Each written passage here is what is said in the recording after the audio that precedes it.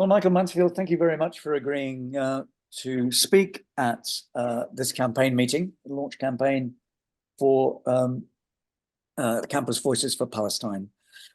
Before I begin asking you about your views about what's happening in British higher education at the moment and the attempts that seem to be being made to suppress Palestinian advocacy, I understand that you have a history with Palestine and have been involved before. Would you like to let us know what that is?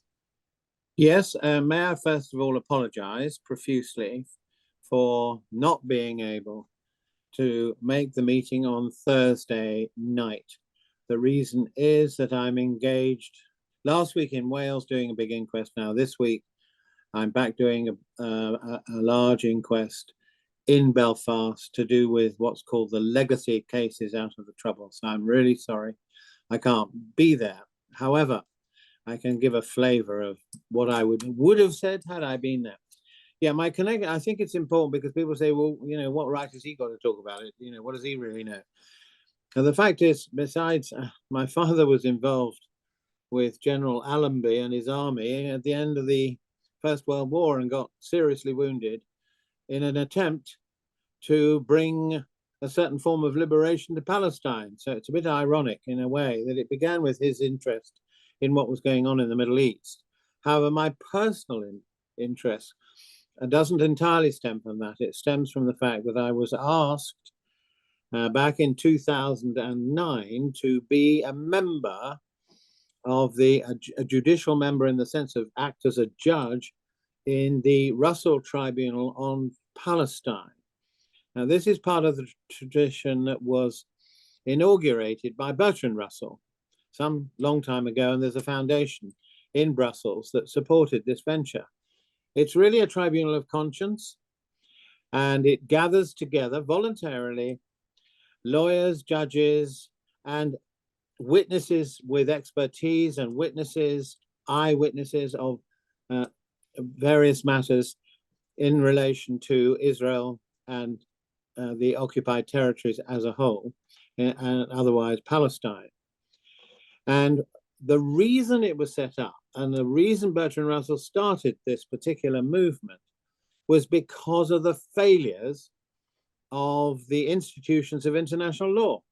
In other words, at the end of the Second World War, there was a really serious effort to ensure that we don't get, again, ever, what we've got exactly on the ground now.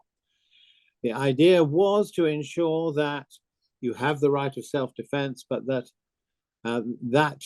is overtaken by ensuring that a peacekeeping force from the United Nations steps in, and there are offences clearly mapped out and otherwise known as the rule of law to do with international law, humanitarian law, and war crimes.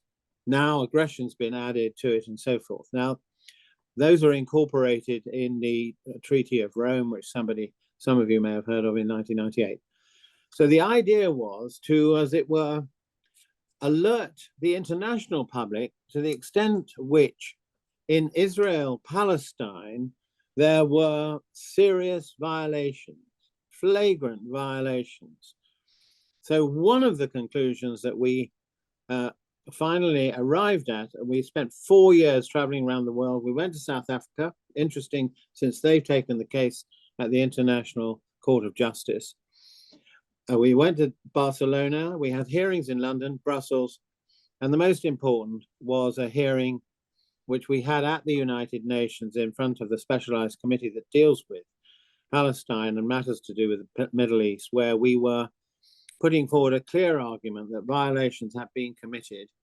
And more importantly, we were arguing for status, Palestinian status at the United Nations. Now, about a month, I'm not saying we were responsible, but a month after our meeting, the United Nations voted in favor of Palestine having observer status. And that really changed the name of the game, because it then meant that they went to the International Court of Justice, not the International Court of Justice that I've just talked about, but the International Criminal Court, as it were, the ICC, in order to, as it were, be a party to proceedings there and have their support. So an extremely important series of meetings where I got to know a lot about Palestine, and I went 3 times. We have in the UK now a situation in which various distinguished professors being invited to give lectures are being disinvited by managements of universities. We have Palestinian events being cancelled. We have staff and students being suspended and investigated on the basis of what appear to be malicious allegations of anti-Semitism because of their support for Palestine. And I just wondered, under these circumstances, as one of Britain's leading human rights lawyers, what your reaction to these developments are? Well, nothing short of horror, in a sense. This is a really oppressive situation affecting schools, colleges, universities. The staff on one hand, and academic freedom and independence and autonomy, that's one aspect of this. And on the other, obviously, the students or those who are attending those institutions' right to free speech. And I want to really start by saying that my approach to this is one in which I'm not afraid to use the words that have been used, because I think the argument has to be reconfigured. It has to be contextualized, and then that's the pitch on which you fight against the institutions which are trying to withdraw the platform or in any way restrict your right to freedom of speech. And it seems to me that the main issues that I was concerned with on the Russell Tribunal, I'm still concerned with. And these are issues that senior Israeli military, some of them, agree with. First point is, it should not be oppressive or in any way anti-Semitic to talk about Palestine, to wave the flag, to talk about from the river to the sea. These are all fairly straightforward concepts, and they're not intended, any of them, to, as it were, bolster hatred, Jewish hatred, hatred against the Jews, which I put as the core point about anti-Semitism. So to talk about these other concepts, in other words, a way forward, it may be two-state, it may be some other, but most people are now currently saying there's only one way out of this, and that is two-state. That's not anti-Semitic.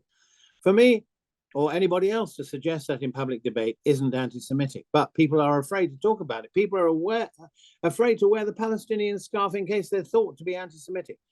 It's become totally usurped by those who want to shut down proper, robust debate. Now, the way I want to reconfigure it is that these concepts, one of which I've already mentioned, but there are further concepts and repercussions of what is going on in Israel and the occupied territories.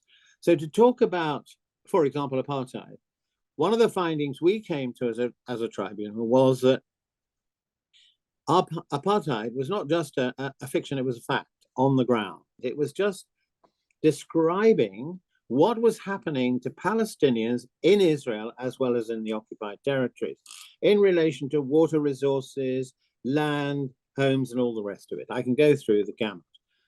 Now, to talk about apartheid, which now is talked about much more freely in relation to the situation there and the history which lies behind events that are taking place now, that's not anti-Semitic.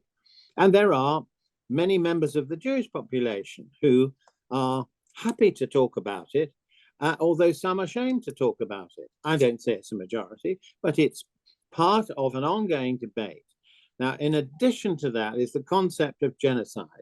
Politicians in Israel who've made it abundantly clear that, in fact, their attitude towards the inhabitants of Gaza as a whole, given the measures they've taken, it is one in which they're really wanting to see not just the end of Hamas, they are synonymizing Hamas with the Palestinians who live in that area. And therefore, the comments that have been made by Israelis have really amounted to a confession in relation to genocide. They may deny that, they may say it's self-defense, but the argument about self-defense in relation to something that happened way back in October the 7th, which was was dreadful, obviously. But the concept of self-defense has worn thin, if not diminished and gone out of existence altogether by this stage. And what is carrying on now, 25,000 people killed. It's, you know, most members, thinking and conscientious members of the global population, I think, are watching with horror what is happening. That's very interesting. You made the point very strongly about none of these claims, accusations, or cases against Israel constitute, even on a prima facie basis, any form of anti-Semitism. But one of the arguments that is used in British higher education institutions isn't necessarily to assume that there's anti-Semitism involved in Palestine advocacy, but to suggest that the sensibilities of those students or perhaps staff who are supporters of Israel might be offended by the activities that the pro-Palestinians are engaged in, that this might cause them hurt in the form of shock, or offense, or disturbance. Do you see any justification for that interference by managements using that kind of argument in law? Where you have free speech, there's always a risk somebody will be upset, offended, and of course it's a highly subjective situation. The point I've tried to say is there is an objective legal framework here which can be invoked in this situation. And I think, obviously, there are ways of expressing your views which may be unpleasant and may be offensive. And therefore, I think care has to be taken. That doesn't mean to say you are anti-Semitic because you are. I think sometimes when people perhaps vilify individuals, then it comes very close to that. But it seems to me the IHRA definition, which I've got here, which they pray in aid, it doesn't support you know, merely being offended or upset, because on that basis free speech would die tomorrow. Unfortunately, we have to be robust enough to understand that there is another point of view, and it may be upsetting. There are lots of people express views that I don't approve of or I don't like, but that doesn't mean to say I'm in a Voltaire situation, am I not? Namely, I may not like what you say, but I'll defend your right to say it. Would you say that the universities who do use the IHRA definition in order to justify interference and suppression, would you say that they are in breach of the law then? Yeah, I do. Because that what I've heard about, you know, the problems facing students and lecturers, they are not transgressing the definition IHRA in short form. So for universities to say they are in breach is absolutely erroneous. Well, of course, they'll argue it's a matter of interpretation, and you may not want to fight over an interpretation. Nevertheless, it is worth fighting if in fact you are being banned from saying or doing certain, you know, talking about Palestine as a nation. Is that an anti-Semitic thought? And that is what some people are saying. That doesn't come with it. Just talking about Palestine doesn't mean you hate Jews. What's happened here? There's been, that's what I think anyway, a sort of a rather shocking academic withdrawal here, when instead they should come out fighting on all this stuff. I think anyway. It's all right. They may say it's all right for him, he's not in a university. I think if I were in a university, I'd be making a fuss about this. It's just ridiculous. I mean, there are some people, it is the case that some people are making a fuss. I mean, many trade union branches of the University and Colleges Union, for instance, raise the issue and try to resist the ways in which. And I think your meeting on Thursdays, you know, an excellent idea. And that's why, sorry, I can't be there. But I think I wish you every luck, and I wish everybody there is inspired and courageous as a result. We shall finish your intervention on Thursday with exactly those words. Thank you. Oh, wonderful. Good. Okay. Well, let me know how you do, and I'm sorry about it again, but there we are. Life's a bit pressure.